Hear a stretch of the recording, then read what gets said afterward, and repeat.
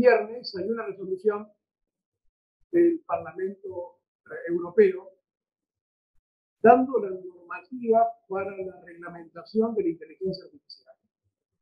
Es una reglamentación que empezó en el año 2021, exactamente el 21 de abril, y durante mucho tiempo fue cambiando, se fueron dando distintas circunstancias, se fueron modificando esta reglamentación, hasta esta última del viernes, el jueves, que realmente llama la atención por las novedades y algunas cosas en particular. La primera de todas, para mí, fue la definición de inteligencia artificial. Esta definición del artículo 3 modifica todo lo que hasta ese momento se había decidido que era inteligencia artificial. Y hoy día estamos diciendo que es un sistema de inteligencia artificial aquel que es generado por un sistema basado en máquinas para funcionar con distintos niveles de autonomía y capaz de tener objetivos explícitos o implícitos para generar información de salida como predicciones, recomendaciones o decisiones que influyan en el entorno real o virtual. Cuando uno lee esta definición, que cambia mucho la que hasta ahora se había hecho, que era distintos algoritmos desarrollados en software que generan la toma de decisiones, pero hoy día se habla de decisiones tomadas por seres humanos o por máquinas y que encima pueden llegar a ser predictivas. Esta definición yo no la tenía cuando pensé la charla que iba a dar esta noche. Entonces se me ocurre que hoy, en un ambiente como es una academia, estamos ante un hecho similar a lo que sería ver la bola de cristal, ver dónde vamos, qué es lo que hacemos, porque se ha dado una definición que casi le da una autonomía al hecho de que existe la inteligencia artificial. Y ahí es donde los abogados se nos presenta la duda, fue la primera que a mí se me presentó. ¿Puede la inteligencia artificial determinar si tengo razón o no en el juicio? Por ejemplo, a mí me preocupa este en particular, más allá del tema genérico de lo que hace la inteligencia artificial. Y creo que partimos de algo que deberíamos tener en cuenta, que es la incertidumbre. Vivimos en un mundo de incertidumbre. No me quiero meter aquí incertidumbres políticas, morales, no. Vivimos en la duda. Quizás porque no estamos acostumbrados a tener este tipo de incertidumbres, hoy día nos genera una gran duda y un gran problema. Porque abrir preguntas correctas para generar la incertidumbre no nos es fácil, porque no nos enseñaron a hacerlo. Entonces, desde hace ya un tiempo, quisiéramos aplicar estos programas que por lo que nos están dando la idea de que con los algoritmos y programas informáticos automatizados nos facilita la vida. Cosa que es cierto, nadie lo niega. Y cada día más estamos utilizando, yo pienso solamente en lo que es la redacción de escritos, que cuando me recibí yo en el año 1969, desarrollaba con mi máquina de escribir Olivetti, que era de mi padre, o sea, el mismo instrumento que tenía papá, lo usé yo para redactar las demandas. No había avanzado nada en ese momento. Y después, con el pasar del tiempo, vino la computadora en el año 81 y después empezó los sistemas de procesamiento de datos y de procesamiento de la palabra, y estaba el Word, y todas las antiguallas que hoy día ya no existen.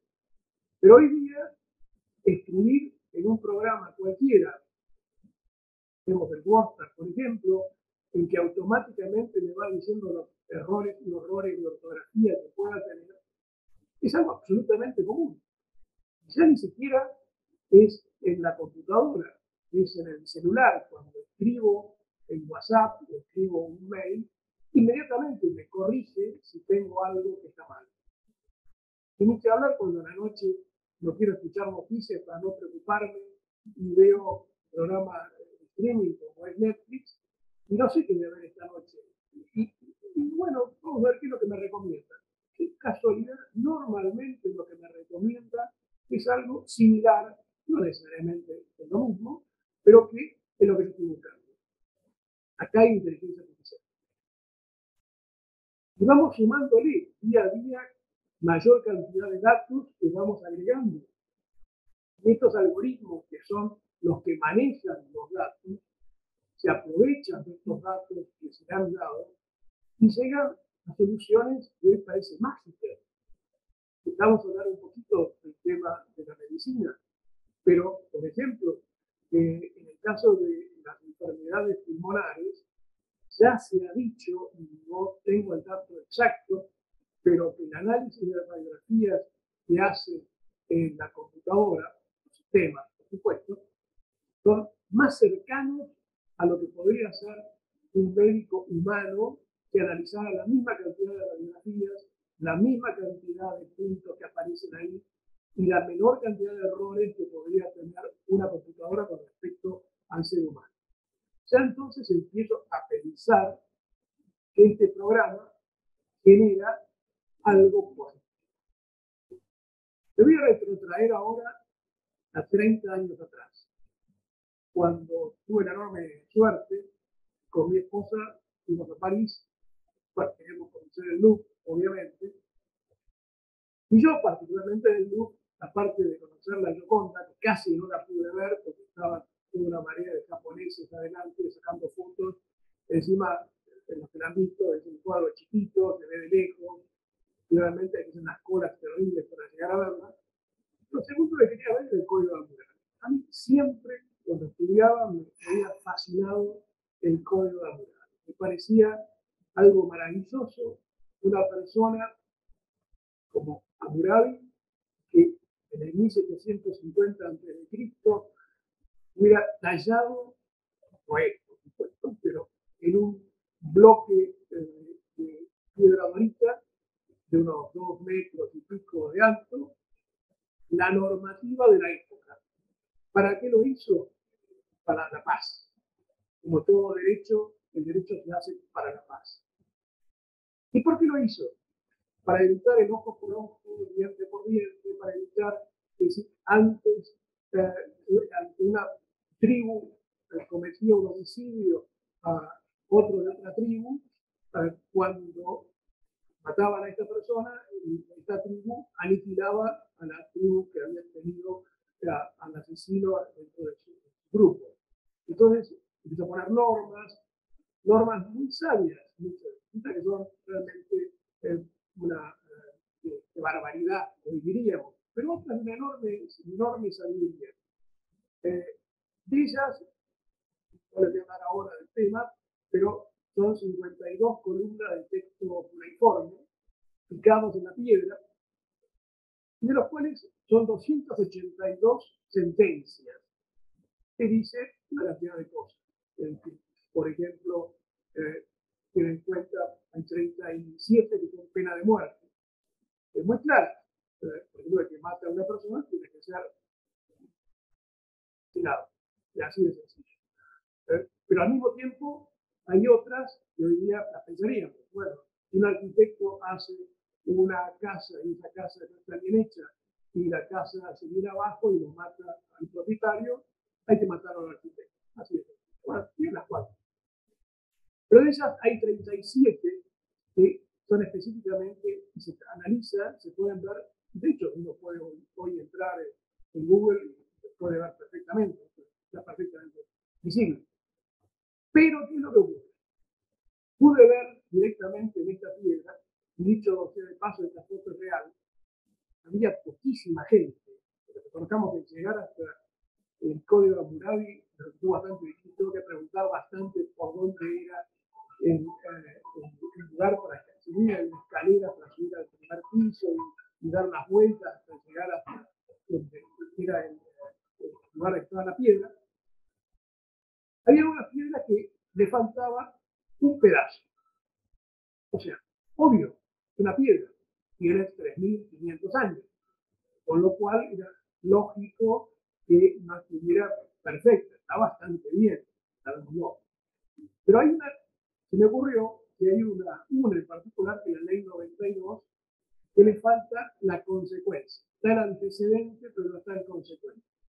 Y dice, si un negociante prestó interés trigo o dinero y tomó el interés total en trigo o en plata y pretende que no reciba ese dinero en trigo o plata, y no dice más nada, no dice más nada.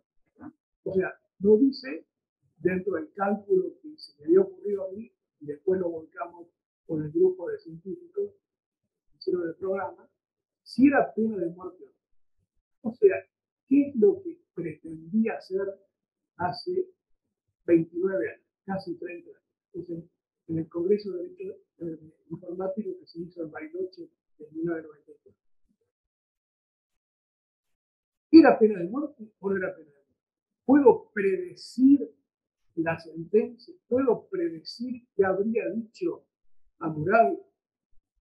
Obviamente, preguntarle a Hammurabi no se puede, y tampoco pedir un backup del código de Hammurabi no existe, de piedra hay una sola.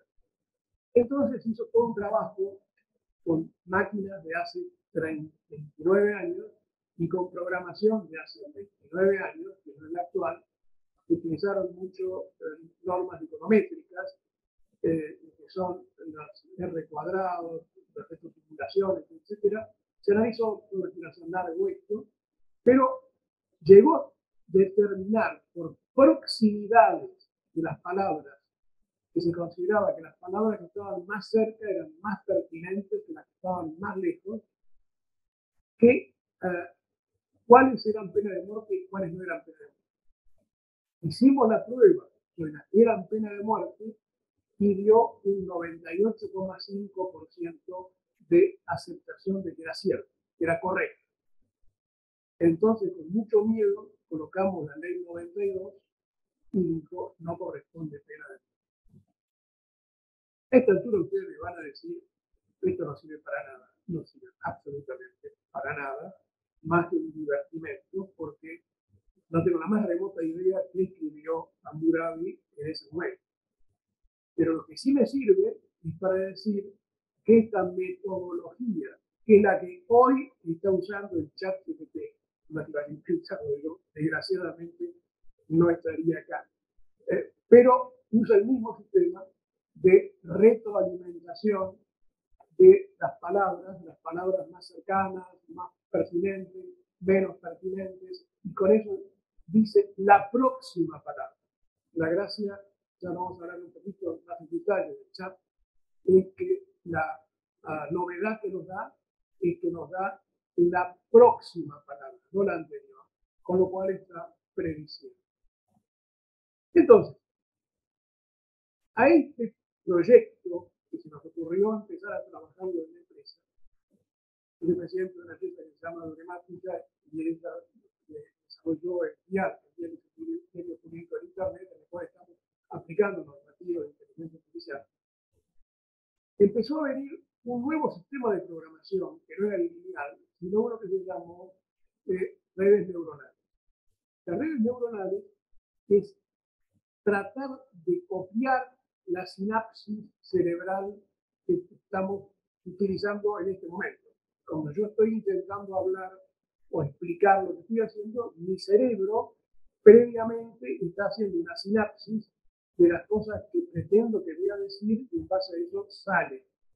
Entonces, la similitud de los programadores es tratar de emular el cerebro humano en esa sinapsis. Y de hecho, bueno, hay noticias que ya lo habrán visto en Estonia y en China, sobre todo en Estonia, empezó el tema de aplicarlo al derecho. Era mi duda. ¿Se puede aplicar? Bueno, hay algunas normativas, generación de lo que se podría llamar los juez robots en cuanto a la aplicación de dar soluciones. Ahora bien, ¿pueden las máquinas conocer la realidad en que vivimos? Bueno, primero tenemos que partir de una base de que el ser humano, nosotros, carne y hueso, no estamos diseñados como para conocer todo lo que existe. Sería una terrible soberbia decirlo. A duras penas conocemos algo, a duras penas lo que nos hemos recibido hace algunos años y algunas cosas que hemos hecho en posgrado y nos hemos doctorado, digamos, tenemos un poco más de conocimiento, pero también es cierto que cada vez que va pasando el tiempo las neuronas se van achicando o lo que sea y nos se olvidando. O sea que decir que tenemos todo en nuestra mente es una soberbia que no existe.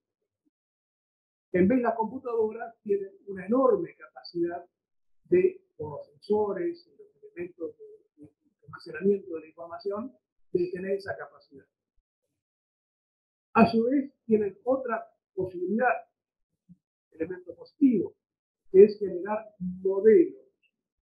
Los modelos son como los planos o los mapas que utilizamos para ir de un lugar a otro. Hoy día se utiliza el Waze, por ejemplo. Estamos acostumbrados a poner una aplicación que nos dice por dónde ir. Los Waze se aplican en base a planos también desarrollados previamente. Entonces, esos planos, unidos a una cantidad de sensores que son los celulares de cada una de las personas que van por ahí, inconscientemente nos está mandando información. Y qué casualidad, me dice que ir hoy a Plaza de Mayo, me imagino que debe estar bastante colorado el tránsito. En vez de voy, a lo mejor por acá es un poco más verde. ¿Por qué? Porque todos los que tienen prendida la aplicación están mandando señal y obviamente significa que hay muchas personas. Bueno, estos modelos son los que poco a poco estamos utilizando. Ahora bien, cada vez que vamos utilizando más estos sistemas que nos van acostumbrando, y de vuelta, buenos ejemplos diarios, el escribir ya me dificultaría, tendría que estar corrigiendo la ortografía yo mucho más de lo que lo hago, porque normalmente las propuestas que me dice de que está equivocado o bien lo que he escrito, no me aparece resaltado, es que lo he escrito bien, entonces estoy más tranquilo y lo escribo más rápido. Y las películas, mal que mal, bueno, en toda mala, digamos, normalmente me va llevando un gusto, en el caso de Netflix. Entonces, cada vez estamos más dependientes de este mundo que nos va diciendo cómo tenemos que actuar. Y lo estamos aceptando. O sea, en forma directa lo estamos aceptando. Y entonces, si confiamos cada vez más, me pongo del lado de los abogados, pero a medida que estos modelos van pensando y dando conclusiones, y bueno, yo me siento mucho más tranquilo. O sea, ¿por qué? Porque es una máquina la que me lo dice. Entonces, si es una máquina, esa máquina por algo lo han estudiado, por algo está mirando mucha información, mucho más de la que yo puedo.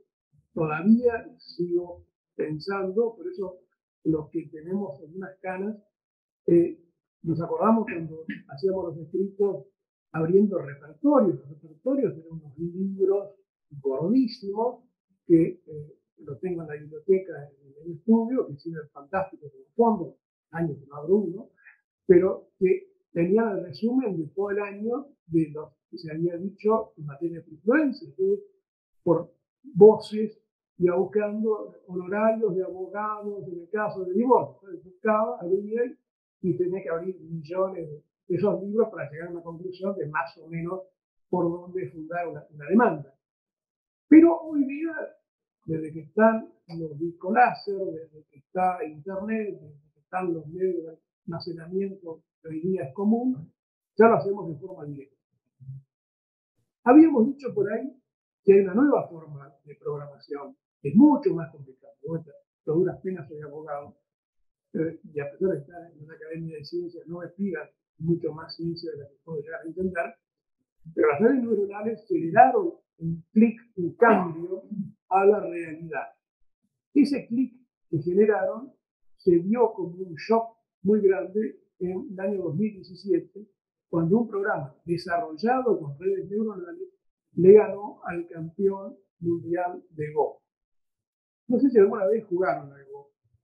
Es un juego muy divertido, muy bueno, muy poco difundido, muy difícil, no es tan sencillo y es irrepetible. Es difícil que las jugadas se puedan llegar a repetir como en el caso del ajedrez. Yo ya tengo nietos que a esta altura de mi vida me ganan terriblemente. ¿Por qué? Porque en el colegio les enseñan ajedrez y intervienen en campeonatos de ajedrez, intervienen en campeonatos por computadora de ajedrez con chicos de otros países y tienen una rapidez, ya me saben la jugada que digo, son jugadas que se pueden aprender en el Go. Y ahí es donde viene un poco el problema. Si 2 veces juego al Go con estas redes neuronales, no va a ser igual. Me va a ganar, pero quizás no va a usar los mismos caminos que usó anteriormente. ¿Dónde quiero llegar con todo este comienzo, estas pantallas? Que las máquinas están más cerca de la verdad que nosotros porque ven muchísimo más datos. No caben. Y yo creo que de vez en cuando tenemos que tener una dosis de humildad. Una cosa que hemos creado, que hemos inventado los hombres, ha generado esa posibilidad que nos permite manejarlo. Ahora, por otro lado, nos encontramos que los sistemas, hay veces que no son infalibles, se equivocan. Entonces, esa confianza que teníamos, que realmente nos generaba una tranquilidad, eso que más falta hablaba de la incertidumbre. Bueno, no, si uso la computadora me va a servir. Bueno, nos hemos dado cuenta de que hay veces que se equivocan y se equivocan feo, los cuales han originado juicios, como este en particular, en el cual se usaron redes neuronales para una enfermedad de los pacientes de neumonía, y se decía que los pacientes con neumonía de bajo riesgo pueden ser tratados como pacientes ambulatorios. Bueno, parecería una cosa lógica, pero resulta que en muchos casos se morían. Entonces, hacían el tratamiento ambulatorio y al día siguiente llamaban que se había muerto, que venía de urgencia y lo tenían que llevar a terapia. ¿Cómo puede ser? Entonces, anduvo mal el sistema. Claro, lo que no habían cargado es que si entra un paciente asmático a un hospital, inmediatamente se lo lleva a terapia intensiva, por lo cual se salvaban. O sea, pacientes con problemas asmáticos y otras características, no solamente por ser asmáticos, generalmente salían vivos. ¿Por qué? Porque inmediatamente lo ponían en terapia y eso no se había cargado. Un error de carga había llevado al fallecimiento de varios y esto trajo todo un problema, el juicio contra la empresa que desarrolló el programa, etc. Ahora bien, volvamos al ámbito que a mí particularmente me preocupa, que es el ámbito jurídico. ¿Qué pasa con los derechos que se le reclama a un tribunal? Los programas de inteligencia artificial pueden tener la suficiente capacidad como para decir si tengo razón o no. Hasta ahora era una duda. Hubo programas, nosotros mismos hemos desarrollado este programa que trabajamos en base a el origen de código Hammurabi, después algo que voy a explicar rápidamente.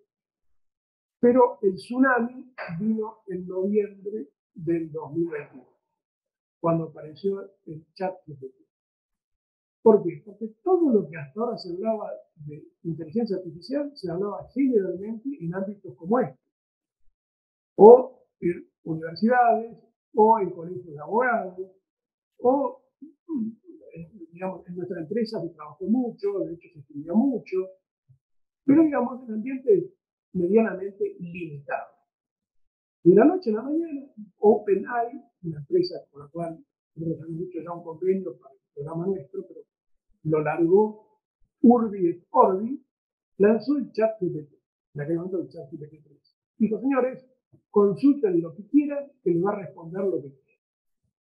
Entonces, realmente empezó a generar una gran duda si esto no habían generado un cerebro mágico que respondía cualquier cosa. Bueno, lo primero que hice, me inscribí, este es el ChatGPT 4, Y entonces dice, bueno, a mí, que más o menos conozco por dónde van los bueyes, por dónde aran, voy a hacer preguntas un poco más complicadas. No voy a preguntar quién descubrió América, etc. Voy a decir, ¿por qué el general Belgrano perdió la batalla de Salta contra los realistas? Y para mi sorpresa, me dice que el general Belgrano perdió la batalla de Salta contra los realistas por varios motivos, me dice. Los realistas realizaron una posición ventajosa en Portezuelo. Entonces es cierto, de Portezuelo y los realistas donde estaban. Los patriotas tuvieron que tomar un camino alternativo, la quebrada de Chapayollas. Es cierto, existen, fueron por ahí. Pero la casualidad es que ganó Belgrano y lo destruyó a los realistas. Y junto con la batalla de Tucumán, fueron de las mejores batallas que hubo. Entonces, no pude, con mi genio, y le dije, estás equivocado, el general Belgrano ganó la batalla de Salta contra España. ¿Y qué me dice? Lo siento, pero prefiero no continuar con la conversación. Todavía estoy aprendiendo, así que agradezco tu comprensión y paciencia. Chao, pasemos a otra pregunta. En otros casos, este es un caso que es muy divertido, por eso lo pongo. En otros casos, insiste, no, porque esto es así, de tal cosa. O dice, tenés razón, me equivoqué. Porque hay que saber preguntar para que sepan responder. Primero hay que tutearlo, porque le encanta que lo tuteen y se lo traten bien, y decirle, muy buena pregunta, muy buena respuesta, adelante. Uno piensa realmente que está hablando con el ser humano, está hablando a mucha distancia, no sabe dónde está el servidor que me está contestando. Y que se me llama de segundo, inmediatamente, y me razona como si fuera una persona física. Entonces, este chat no surgió de la nada. Surgió después de muchos chatbots y tareas que se hicieron, distintos inventos. De hecho, todos conocemos Siri en los teléfonos. Algunos tendremos, bueno, a mí me lo regalaron para que lo uso en Alexa. Digamos, preguntarle, ¿hoy va a llover, Alexa? No, hoy no va a llover. Bueno, perfecto. O vienen mis nietos y dicen, contame el último chiste que hay, ese tipo de cosas. Ya sé hasta dónde va y qué le puedo preguntar, y otra cosa no le puedo preguntar, porque es muy limitado al ámbito de lo que es fabricante. Pero sí me hizo acordar un programa que usábamos hace muchos años, que se llamaba ELISA. Este programa, ELISA, generado por este profesor de informática de MIT, Joseph Weizenbaum, que el día de hoy todavía se puede seguir utilizando. De hecho, después les voy a pasar, esto lo hice en PDF, se lo voy a pasar con todo gusto, y ahí tienen la dirección. Si quieren, vamos a intentar. Si funciona, funciona, y si no, volveré. Vamos a ver, para que lo puedan ver ustedes. No, no debe ser, pero tiene que estar bloqueado. No. Máquina conectada. Sí, ahí está. Pero no sé si aparece. Que no estoy con. Claro. No puedes navegar. A ver, acá evidentemente dentro. Sí, dentro. ¿Se ve chico o se ve bien? No, está bien. ¿Muy bien? Bueno, yo lo voy a ampliar un poco más. Bueno, quiero decir, si ustedes ponen esta dirección que está ahí, dice, hola, ¿cuál es tu problema? Entonces, le ponen, estoy muy triste.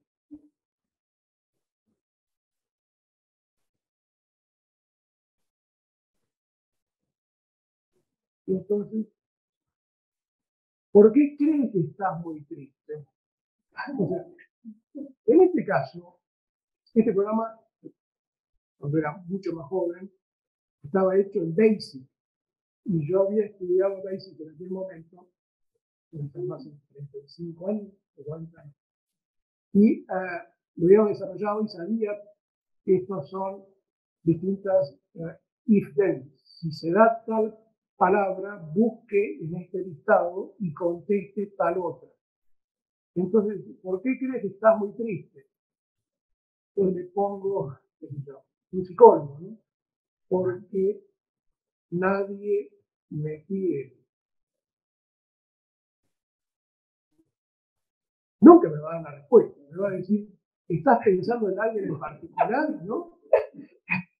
Y entonces le pongo, qué sé yo, mi nombre. Entonces me dice, háblame más de tu novia. Bueno, y ahí podríamos seguir inventando. Seguro que es muy divertido. Este programa en su momento fue prohibido porque piensen ustedes, 40 años atrás más o menos, eh, y generó problemas, porque mucha gente decía, bueno, estamos organizándonos y llegaba a puntos muy difíciles. Pero hoy día es un juego, no es inteligencia artificial ni mucho menos. Esto es palabras cargadas que son respuestas a una palabra lógica, pero tiene algo, algún tufillo de inteligencia, que es muy divertido si uno siguiera, no tiene problema, acá como es gratis puede ser el tiempo que quiera, y dice, pero tú no me has hablado, me has hecho tantas preguntas y no me has hablado de tu familia. ¿Por qué no me hablas de tu familia? Porque la palabra familia o la palabra padre, madre, hermano no lo había puesto. Le he puesto a novia. Entonces, ya sabe que si pasó tal cantidad de tiempo de búsqueda que no le hablé, es muy interesante. Bueno, estos son programas conversacionales. Hoy día lo conversacional es, en el caso del chat, evidentemente, obviamente el chat es conversacional y generativo, genera respuestas. Bueno, no quiero ahora aburrirlos, pero cómo empezaron las redes neuronales en el año 97, digamos, todo esto, ¿por qué explotó? Bueno, cuando nos descubrimos que este chat GPT, este programa, hacía un análisis en esa sinapsis cerebral, llamémoslo, de 175.000 millones de parámetros. Veo que una de las asistentes es Antonella Stringini, de IALAP, de la Universidad de Buenos Aires, de la Facultad de Derecho. Ellos han hecho un estudio fantástico. Antonella es una de las especialistas en el tema, que analizó el chat a lo largo de que se desarrollaron y vieron cómo mejoró el chat GPT con respecto al chat GPT-3, vieron los pros y los contras, pero lo cierto es que tiene una capacidad de imitación que es por lo menos inquietante. Yo lo llamo algo así como que el genio salió de la lámpara. Hemos destapado el genio y ahí está para todo el mundo. Con lo cual está lo bueno y está lo no tan bueno, porque muchos empezaron a usarlo a diestra y siniestra. Esto es el paso del abogado americano que tenía un caso contra Bianca y muy suelto de cuerpo, por supuesto consultó el chat y citó 5 fallos de jurisprudencia que el juez, que no era ningún sonso, y de otra parte mucho menos, no existe. Y tuvo que reconocer vergonzosamente que se los había inventado el chat GPT. Con lo cual, bueno, para evitar que le sacaran la matrícula, tuvo que pedir un contra y toda una cantidad de cosas. Lo cierto es que entonces me puse a trabajar un poco más en serio. Cuando vi que también había cosas como lo de Belgrano, entonces empecé a preguntarle cosas ya más jurídicas. La responsabilidad alimentaria de los abuelos se extiende a los nietos en caso de que los padres se aparten los alimentos. ¿Es el derecho argentino? Le pregunté. Y me contestó brillantemente bien. La pregunta, a ver, para un abogado es medianamente sencillo, pero quizás no es tanto porque no es directa y subsidiaria en el caso de que los padres no tengan recursos, se puede encontrar los abuelos. Yo le puse, fundamentame normativamente lo que digo, a ver qué me responde. Y ahí sí, ahí cayó. Me cita en el Código Civil de la Nación, está perfecto, una cantidad de artículos que se refieren a alimentos, pero no tienen nada que ver. Porque si uno llega a citar esos artículos tal como están, con este contenido que aquí figura, se va a equivocar. No hay ninguno de estos que corresponda exactamente. Entonces, seguí adelante y le pregunté si la resistencia al propio arresto es punible en la República Argentina. Es una pregunta que se la trae. Y me responde brillantemente bien, cosa que en el chat GPT no lo había contestado, diciendo, en el caso de la ley de delitos cometidos en áreas deportivas, la resistencia al arresto es punible por tal que... Y los artículos que cita son correctos. O sea que, por un lado, me está citando bien, y por otro lado, no me está contestando bien. Le pregunté jurisprudencia. Le digo, en el caso de Negri, la Corte Suprema de Justicia reconoció el derecho al olvido. Dice, según los resultados de búsqueda, la Corte Suprema de Justicia no reconoció el derecho al olvido. Caso de Negri. Perfecto. ¿Está? Muy bien. Y como somos los abogados lo más egocéntricos que podemos decir, como me tocó ser amigo curiae, en este caso, dice, ¿qué opinó Horacio Granero sobre el derecho al olvido? Pensando que me iba a decir que no conoce el derecho. No sé de dónde lo sacó el tema, participó como amigo curiae en la audiencia y expuso los argumentos a favor del derecho al olvido, cosa que es cierto. Criticó el fallo de Cámara, es cierto. Dice, punto, Granero admitió que la tecnología ha entrado por la ventana de los abogados y que es necesario repensar el tema de la propiedad de los hijos. Cosa que es cierto, lo dice. ¿Cómo hicieron para sacarlo? Bueno, acá dije de vuelta, me preocupa. Entonces, todo lo que había pensado que estaba mal, no estaba tan mal. Entonces le pregunté una pregunta, sea mucho más complicada. En caso de la donación del inmueble a sus 5 hijos, que coincidió con la consulta del cliente, así que quiere donarle a sus 5 hijos por partes iguales el departamento, pero no, quiere poner una cláusula en la cual no se puedan vender en forma individual, sino tienen que estar todos de acuerdo. Esa es la pregunta. Mezcla condominio, con donación, con cláusulas prohibidas. La primera parte, perfecto, perfecto. Hay que analizar condominio, hay que analizar las cláusulas, y de repente me aparece esta última parte. En este caso se requiere el consentimiento unánime de todos los propietarios, no siempre. La venta de inmuebles no requiere consentimiento en el caso de tanteo. Este caso se aplicaría el derecho de tanteo y retrato. Y ahí dice, para la mano. Que yo sepa, ojo, bueno, muchísimas cosas no tengo la más remota idea, y de reales no es la cosa que tengo más conocimiento. Pero en mi vida había sentido el derecho de tanteo y retrato. Entonces, como cabeza dura, le pregunté en base a qué artículo miraste esta opinión. Y me cita los 3 primeros artículos, excelente, bien, coincidían bastante bien. Y de repente me cita 2 artículos de 1991 y de 1992 que habla de regular el derecho de tanteo y retrato. No, a los 54 años de abogado, tengo que volver a aprender, obviamente, el Código Civil nuevo, lo tengo que volver a aprender, tomar el Código Civil del artículo 1992, y se refería a deudas de beneficio de la comunidad, y el 1991 se gasto. Entonces hice lo que hacemos todos, googleé, derecho, sí existe, en el derecho español. O sea, mezcló normativa española con normativa argentina y me da una opinión, la que estaba antes acá, que entró. Yo quiero contestar directamente la opinión legal, pongo esto, ya estoy cumplido, y está mal, está mal. Entonces, ahí es donde empecé a decir, bueno, en el caso nuestro, no me voy a meter ahora por el tiempo, quiero terminar con el horario que me dijeron. En el caso de serlo legal, lo que hicimos es hacer lo mismo, pero no con 175 mil millones de parámetros, sino aplicando 3 terabytes de información, que son 35 años de jurisprudencia que tenemos en la base del diario.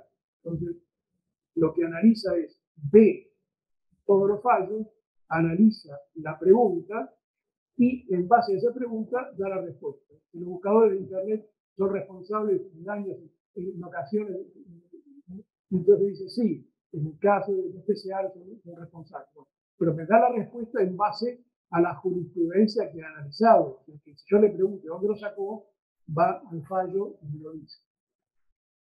Entonces, para ir circunscribiendo, ¿será posible encontrar un Aladino que vuelva a colocar el genio en la lámpara y que esto le dé algo positivo?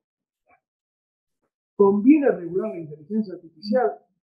Es una gran duda que estas semanas está en boga. El otro día hubo una reunión, la semana pasada, en la Facultad de Derecho, una reunión muy importante, con 220 alumnos adelante, de grado y de posgrado, discutiendo este tema. Hace 2 semanas me tocó el gusto de haber venido a la Cámara de Diputados, en la sala de sesiones, para tratar este tema de las comisiones. Se está tratando este estudio, si conviene o no conviene regular. Y yo pongo este ejemplo. Hace ya unos 10, 15 años, en el Golfo de México, una plataforma submarina se le rompió el caño, no sé técnicamente cómo se llama el tema, que chupa el petróleo después de hacer la perforación. Bueno, se salió. Entonces, ese desenganche del tubo hizo que se perdiera muchísima cantidad de petróleo durante mucho tiempo, meses, con lo cual fue un desastre ecológico impresionante. Bueno, se trató, cosa pobre gente, que está ocurriendo hoy con estos 5 que fueron en el submarino, que no los pueden ir a buscar porque esa profundidad no pueden. Bueno, en esta parte del Golfo de México no había posibilidades técnicas de ir a arreglar a esa profundidad el caño. Entonces, ¿qué es lo que dijo Barack Obama de la plataforma de la norteamericana? ¿Qué resolución sacaron? De la noche a la mañana se prohíbe hacer toda exploración petrolera en plataformas a profundidades mayores que las que puedan solucionar. Así es. O sea, si vos no demostrás que podés solucionar lo que estás haciendo el agujero, no tenés prohibido. Lo habrá dicho cosas mucho más técnicas seguramente, pero es lo que se llama la teoría del riesgo. O sea, ante un riesgo, ¿cómo solucionar? Y ahí entonces, por irse confiriendo, hay 2 desafíos que se generan con esta inteligencia artificial para regular. Primero, no sirve la regulación analógica, la que tenemos todos los días, la que usamos todos los días de los códigos. Porque es distinto, es distinto. Vimos la definición, que no hay que olvidarse, esta definición que fue muy pensada, no fue dicha de la noche a la mañana por los parlamentarios europeos, los eurodiputados.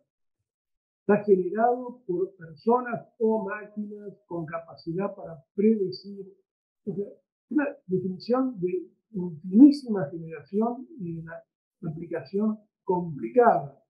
Entonces, no podemos utilizar para esa definición la regulación normal de todos los días. Segundo, evitar la sobreregulación. Estamos aburridos de tener leyes que no sirven para nada. Después, normalmente se aplica normativa local que se va a aplicar internacionalmente. Es como regular cosas que a mí me ha tocado en el metaverso. El metaverso está en un mundo virtual. Regular algo en la República Argentina del metaverso es poco menos, no sirve para nada, porque lo que se aplica aquí está en un mundo universal, genérico. Después, hay que generar nuevas categorías jurídicas. Hay que inventarlas. Ahí está este lugar, están las academias, están los colegios de abogados. Y este último desafío, que para mí me parece que estoy trabajando mucho en este tema, que es generar lo que se llama el paradigma de los sandbox regulatorios.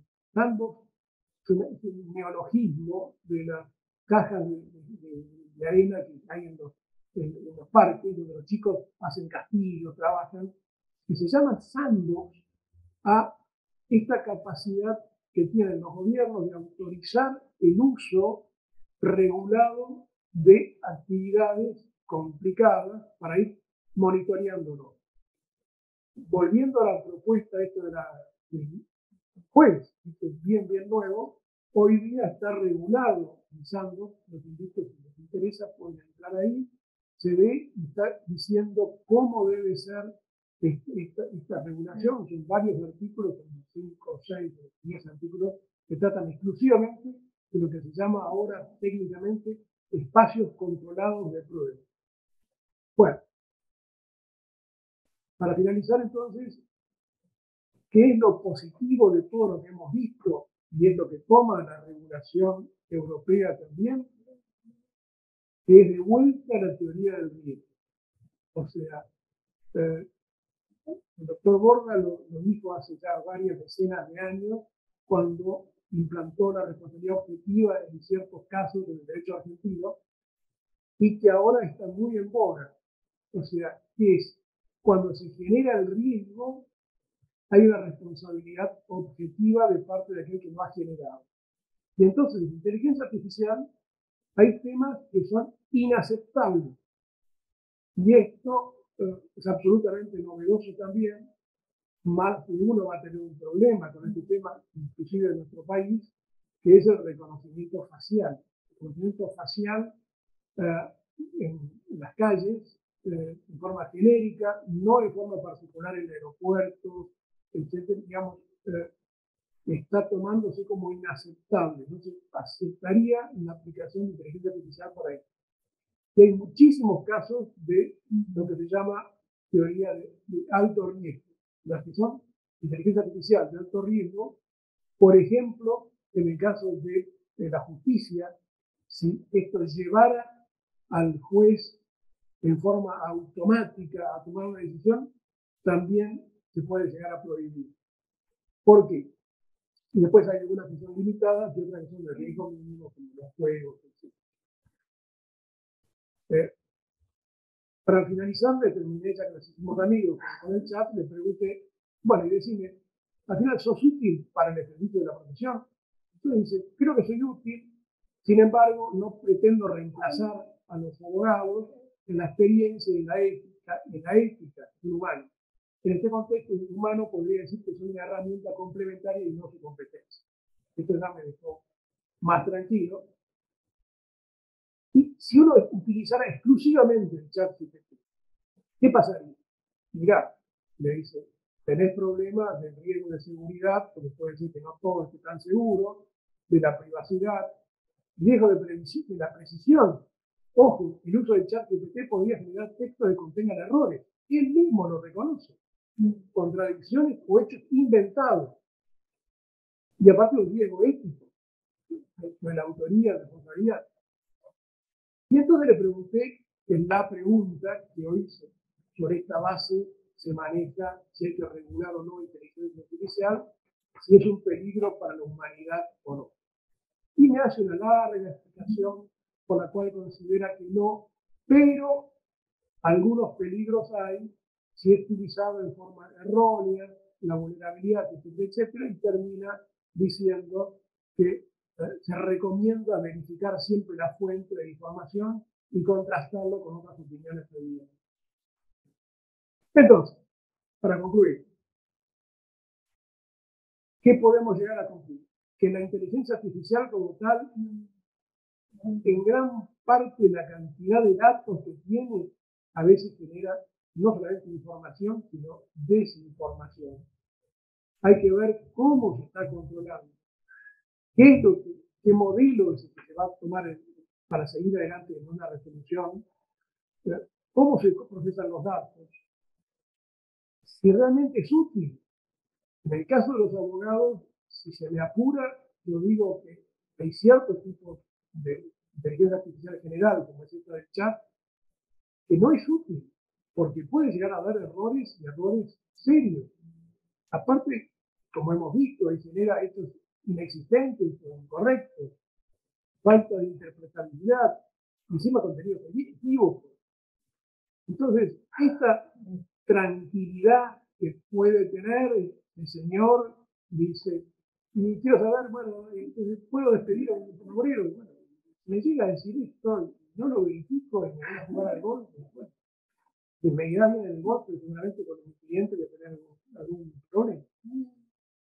Y entonces creo que es un poco sí la conclusión, que es que cuando hay sistemas automatizados, llamémoslo pilotos automáticos, esto es una cabina muy moderna de Boeing de última generación, siempre está la reserva de humanidad atrás. Yo creo que ustedes ya saben que en los vuelos internacionales los pilotos manejan el avión el minuto y medio de arranque y el minuto 40 creo que de descenso. El resto es todo piloto automático, pero están ahí. Y entonces, si no la han visto, ahí sí que les recomiendo que la vean, la película Azul, que es el nombre del piloto, que es real, de este piloto que manejaba este avión, que llegaba a Nueva York y se quedó sin combustible, o no, le falló una turbina, y en la cabina le decían, tiene que bajar en tal aeródromo. No, ahí no llego. No, porque las computadoras dicen que puede llegar. Y bueno, yo no les voy a hacer caso, y por su instinto él se estaba, creo que la semana siguiente se iba a jubilar, y bajó sobre el río, el Hudson, se salvó todo el mundo, y tuvo un flor de juicio, que está en la película, donde se animó a ir contra la computadora. Y él llegó a la conclusión de que la computadora se había equivocado, porque los parámetros que habían utilizado para decirle que tenía que ir a otro lugar eran erróneos, y en vez de su conocimiento humano era el que valía para tomar la decisión que tomó. Entonces, no hay que tenerle miedo a la tecnología, ni mucho menos. No la tenemos que desaprovechar. Hay que saber manejarla, y que esa reserva de humanidad sea la que nos haga un poco la conclusión a donde queremos llegar, que es, en el caso de los abogados, tribunales hacer justicia, en el caso del ser humano, aplicar las herramientas como herramientas, pero sabiendo que esas son, y no son otra persona que nos está diciendo cómo hacer. Bueno, Antonio.